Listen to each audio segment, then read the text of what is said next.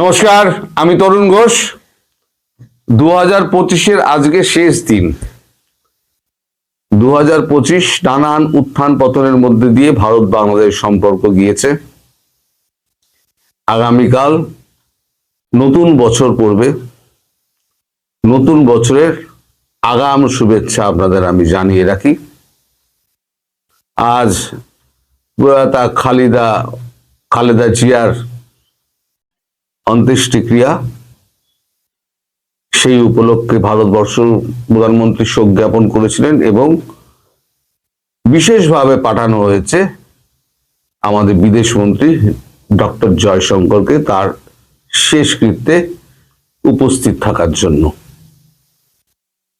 আমি যখন খবর করতে বসছি এই দুটোর সময়, তখনও পর্যন্ত যতটুকু খবর আমি পেয়েছি তাতে ডক্টর জয়শঙ্কর কুর্মিটোলা এয়ারপোর্টে নেমেছেন এবং সেখানে তাকে যথাযোগ্য সম্মানের সঙ্গে বাংলাদেশের বর্তমান যে সরকার আছে তার পররাষ্ট্র উপদেষ্টা তৌহিদ হোসেন এবং পররাষ্ট্র মন্ত্রণালয়ের যে সমস্ত উচ্চপদস্থ কর্তা ব্যক্তিরা আছেন এবং তারেক রহমান এবং তার সঙ্গী সাথীরা তাকে ওখানে অভ্যর্থনা জানান। ওখান থেকে তিনি সমাধিস্থলের উদ্দেশ্যে যান। এখন ওখানে প্রায় আলাদাভাবে 10 মিনিট তারেক জিয়ার সঙ্গে জয়শঙ্করজির কথা হয় ওই এয়ারপোর্টেই। এখন ভারত কেন জয়শঙ্করজিকে পাঠালো? এখন জয়শঙ্করজিকে পাঠানোর পেছনে একটা অনেক বড় কারণ আছে। দেখুন, বাংলাদেশ কিন্তু আমাদের শত্রু নয়, বাংলাদেশবাসীও আমাদের শত্রু নয়। আমাদের শত্রু হচ্ছে এই জিহাদি ইউনূস এবং তার গ্যাং। এই বার্তাটা পৌঁছানোর জন্য জয়শঙ্করজিকে সেখানে পাঠানো হয়েছিল। এর পিছনে আরো অনেক ঘটনা রয়েছে, আমি পরে আসছি। এখন এই যে 10 মিনিট যে আলাদা করে কথা হলো, সেই নিয়ে এখন বিশ্ব মিডিয়া কিন্তু তোলপাড় হচ্ছে। একটা জিনিস জানবেন যে ভারতবর্ষের মতো বৃহৎ গণতান্ত্রিক রাষ্ট্র, তার কূটনীতি বুঝতে গেলে আপনাদের অনেক পড়াশোনা করতে হবে, অনেক কিছু জানতে হবে। তবে আপনারা বুঝতে পারবেন যে ভারত কোন কূটনৈতিক পথে চলছে, আগামী দিনে বিশ্ব কোন দিকে যাচ্ছে। 2026 একটা অস্থির পরিস্থিতি বিশ্ব হয়ে যাবে। আমি পরে ব্যাখ্যায় আসছি কি হতে পারে। তো এই যে বাংলাদেশ সফরের মধ্যে দিয়ে তিনি এটা বোঝাতে চাইলেন তারেক জিয়াকে, যে তারেক রহমানকে, যে আপনাকে যে আমরা গ্রিন সিগন্যাল দিয়েছিলাম, এখনো আপনার পাশেই আমরা আছি। একটা সুস্থ বাংলাদেশ গড়ুন, একটা সুস্থ নির্বাচন করুন যেখানে সব দলের অংশগ্রহণ থাকবে এবং মৌলবাদকে আপনারা ধ্বংস করুন, শেষ করুন। এখন দেখুন, তারেক জিয়ার কাছে আগেই খবর ছিল তারেক জিয়া কখনোই না করবেন না তার মার অন্তিম কার্যে পার্শ্ববর্তী বড় দেশের একজন প্রধান আসতে চাইছেন, কখনো করবেন না, তাই তো? এখন তারেক জিয়া পরিষ্কার তাকে বলে দিয়েছেন, হ্যাঁ আমাদের পক্ষ থেকে এটা আপনাকে আমন্ত্রণ জানাতে দেরি হয়েছিল, কিন্তু আপনারা নিজে আমাকে ফোন করেছেন আপনাদের ওখান থেকে, তাই আমি আপ্লুত। আপনি আসুন, আপনার যথাযোগ্য সম্মানের সঙ্গে আমরা আপনাকে করে নেব। তো যাই হোক, এখন তারেক জিয়া সঙ্গে এই যে কথা হলো, এখন যার মার শেষকৃত্যে যে দেশের সর্বশ্রেষ্ঠ, পৃথিবীর সর্বশ্রেষ্ঠ কূটনৈতিক মানে ব্যক্তিদের মধ্যে 1 2 3 4 করে যদি আপনি গোনেন, তার মধ্যেই থাকবেন হচ্ছে এস জয়শঙ্কর। তার মতো ব্যক্তি যখন অংশগ্রহণ করেন, তখন জামাতের সঙ্গে তার একটা দূরত্ব তৈরি হবেই। এটাও কিন্তু একটা কূটনৈতিক চাল। একটা মেসেজ পাঠানো হলো বাংলাদেশকে যে আমরা তোমাদের শত্রু নই, বাংলাদেশ সাধারণ মানুষ, আমরা তোমাদের শত্রু নই। 2 তারেক জিয়াকে একটা মেসেজ পাঠানো হলো যে আপনাকে যেমন আমরা যেমন গ্রিন সিগন্যাল দিয়েছি, তেমনই কিন্তু আপনার সঙ্গেই আছি, আপনি একটা সুস্থ বাংলাদেশ গড়ুন। তৃতীয়, জামাতকেও একটা মেসেজ দিয়ে দেওয়া হলো যে জামাত আর বিএনপি দুটোকে ভারতবর্ষ আলাদা করে দেখছে। কারণ ভারতবর্ষ কখনো মানে ওই একে কি বলে সন্ত্রাসবাদী দলকে, রাজাকারদের ভারতবর্ষ সহ্য করতে পারে না। এবং আমার যে পোস্টটা আমি দিয়েছিলাম, সেখানে নানান লোকে নানান মতামত ব্যক্ত করেছেন। কেউ বলছেন বিএনপি ছাড়া গতি নাই, কেউ বলছেন আক্রমণ করা ছাড়া গতি নাই, নইলে পরে বসে বসে বুড়া হুল চুষুন।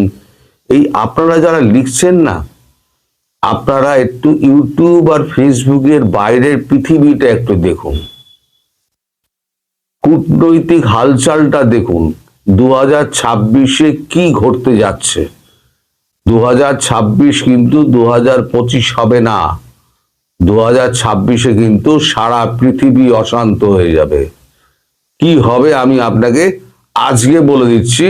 2025-এর শেষ দিনে, 2026-এর শুরুর থেকে কি মার্চের পর থেকে কি কি হতে যাচ্ছে। যেমন ট্রাম্প তাল ঠুকছেন, উনি ভেনেজুয়েলা আক্রমণ করবেন। খবর পেয়েছেন নিশ্চয়ই।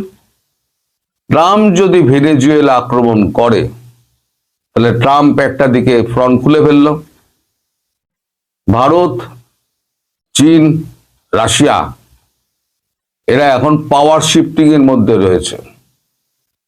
এখন সবাই চাইছে যে আমেরিকাকে কোণঠাসা করো, ডলারাইজেশন করো, বিকল্প মুদ্রা করো, ব্রিক্স তৈরি করো, আমেরিকাকে তার অধিকার খর্ব করো। এটা হচ্ছে এখন। ট্রাম্প যদি ওখানে ভেনেজুয়েলায় যদি ফেসে যায়, তাহলে ইরান ইসরায়েল আক্রমণ করে দেবে। কারণ ইসরায়েলে সমস্ত মানে এটা ব্যাকিংটা আছে কার? ট্রাম্পের, আমেরিকা। হলো ট্রাম্প ওখানে কিছু করতে পারবেন না তখন। বা ট্রাম্প যদি সাহায্য করতে যায়, তাহলে ট্রাম্পের কাছে দুটো ফ্রন্ট খুলে গেল। এবার চায়না বসে আছে, চায়না তখন তাইওয়ানে ঢুকে পড়বে। এদের তাইওয়ানের সুরক্ষার দায়িত্ব নিয়ে রেখে দিয়েছে ট্রাম্প, মানে আমেরিকা। এবার তাহলে ট্রাম্পকে কি 3টে ফ্রন্টে আসতে হবে। এবার চতুর্থ ফ্রন্টটা খুলবে হচ্ছে রাশিয়া।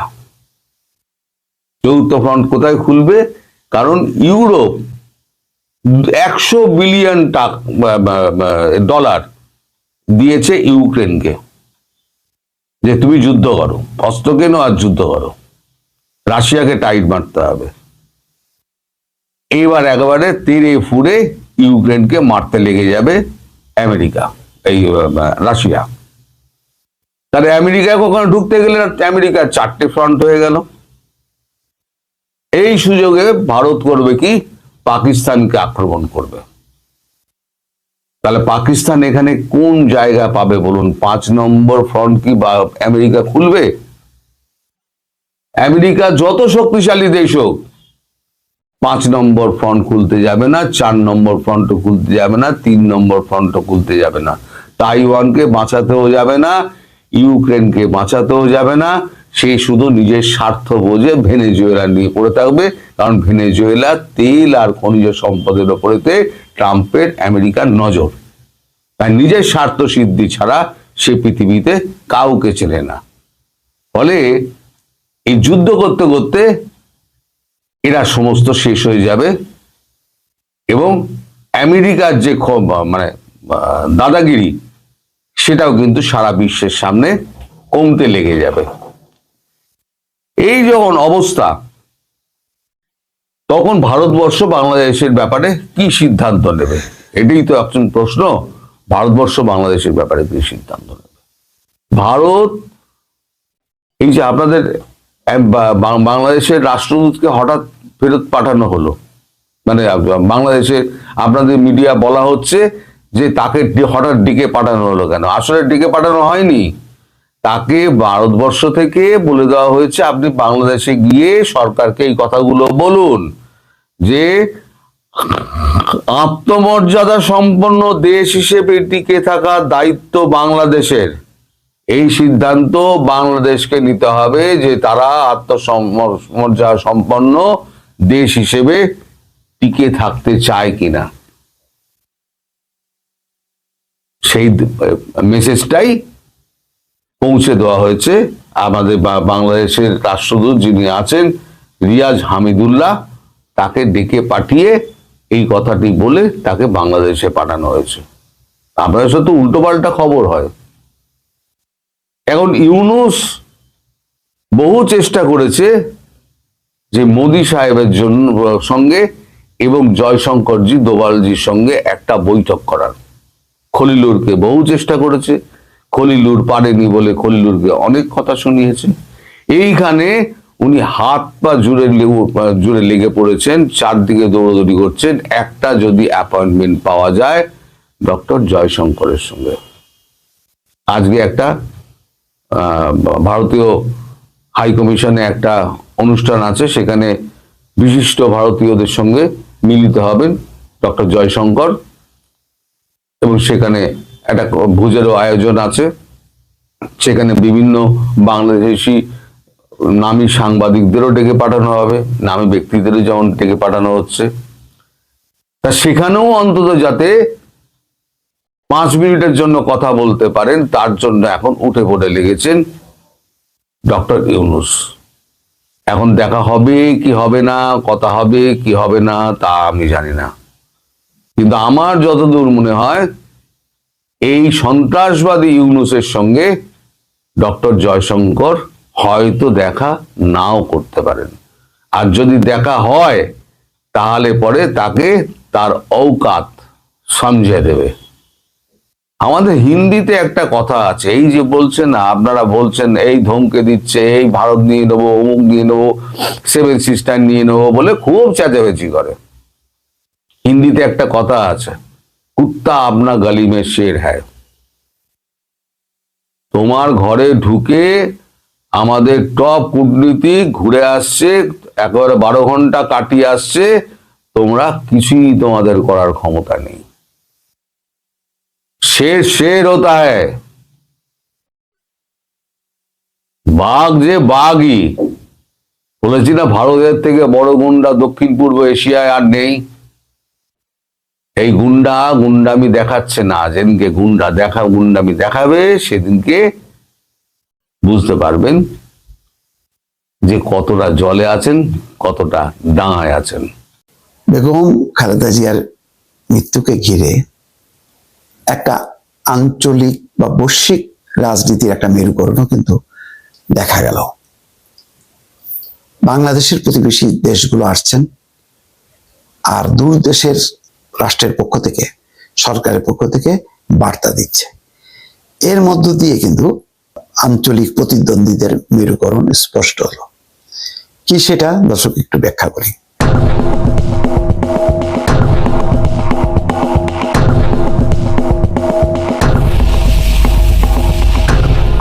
জয়শঙ্কর আসছেন। জয়শঙ্কর ভারতের অত্যন্ত প্রভাবশালী একজন পররাষ্ট্রমন্ত্রী, যিনি টানা থাকছেন।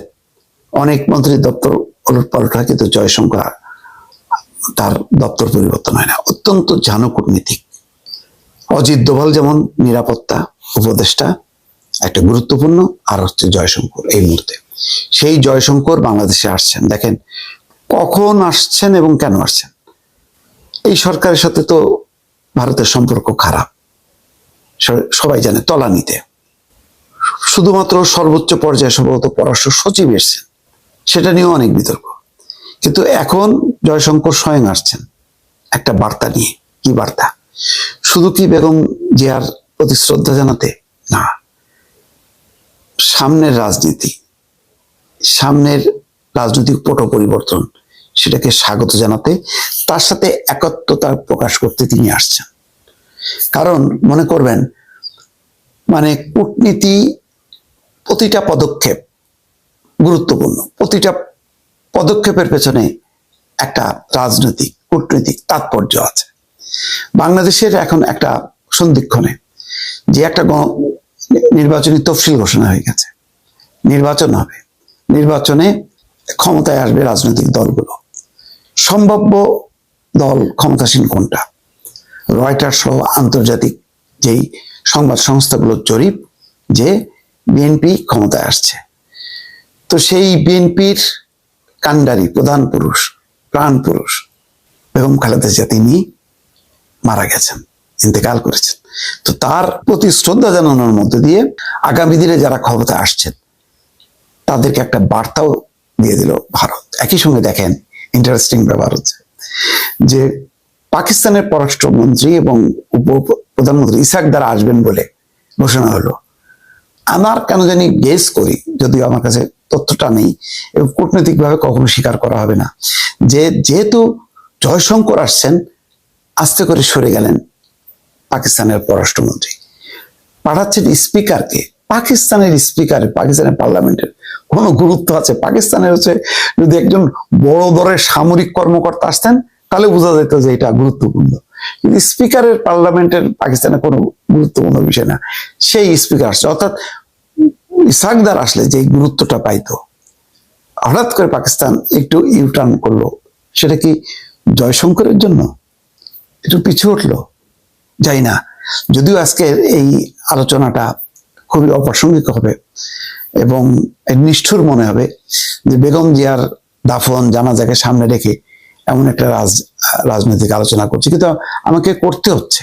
কারণ বাংলাদেশের প্রতিটা ঘটনার, প্রতিটা ইভেন্টকে প্রতিবেশীরা তারা মূল্যায়ন করে কিন্তু তাদের কূটনৈতিক মোড়কে, তাদের সুদূর প্রসারী পরিকল্পনা হিসেবে যে ভবিষ্যৎ বাংলাদেশের সাথে তারা কেমন সম্পর্ক রাখবে, সেই আঙ্গিকেই চিন্তা করি। পট পরিবর্তনের পর পাকিস্তানের যে উল্লাস, যেভাবে তারা এগিয়ে আসছে এবং মনে করছে যে আর ভারতকে ঢুকতে দেবে না, কিন্তু এখানে একটা বৈশ্বিক আঞ্চলিক রাজনীতি বিষয়টা হলো এমনই যে বাংলাদেশ একটা অন্যরকম পররাষ্ট্রনীতি নিয়েছে, যে সবার সঙ্গে ভারসাম্যপূর্ণ বন্ধুত্বপূর্ণ সম্পর্ক, ভারসাম্যমূলক বন্ধুত্বপূর্ণ সম্পর্ক। অর্থাৎ আমি একেবারে কাপড় খুলে দেবো না তোমাকে, মোট কথা আমি রেখে ডেকে ইজ্জত সম্মান মর্যাদার সাথে আমি তোমার সাথে সম্পর্ক রাখবো। তুমি রাজি? রাজি হইলে আসো, নাহলে যাও, বিদায়। তো ভারত চিন্তা করছে যে মন্দের ভালো, আমি যেখানে ইন করতে পারছিলাম না, এখন অন্তত এখন একটা ইভেন্ট আসছে, সেটাকে দিয়ে আমি ইন করতেছি। ইন করতে যে পাকিস্তান হয়তো চিন্তিত হয়ে পড়ছে যে আরে, যে জয়শঙ্কর এত পট পরিবর্তনের পর, মানে যেখানে মাসে মাসে তাদের আসা যাওয়া দুই দেশের উচ্চ পর্যায়ে, সেখানে জয়শঙ্কর চলে আসতেছে, তিনি হয়তো মনে করছেন না আমি আর এখন না যাই, গেলে তো ওখানে মুখোমুখি হইতে হবে। তো ওই মুখোমুখি হইতে হয়তো চাননি, সে কারণে স্পিকারকে পাঠাই দিয়ে একটা মানে আনুষ্ঠানিকতা সারলো, কিন্তু ওই আগের অবস্থান থেকে সরে গেল। এটা এটা কি হতে পারে না? সব বিশ্লেষণগুলি দর্শক মাথায় রাখবেন। আমার সাথে একমত হন বা না হন, নিশ্চয়ই কমেন্ট বক্সে জানাবেন। ভালো থাকবেন। আল্লাহ হাফিজ।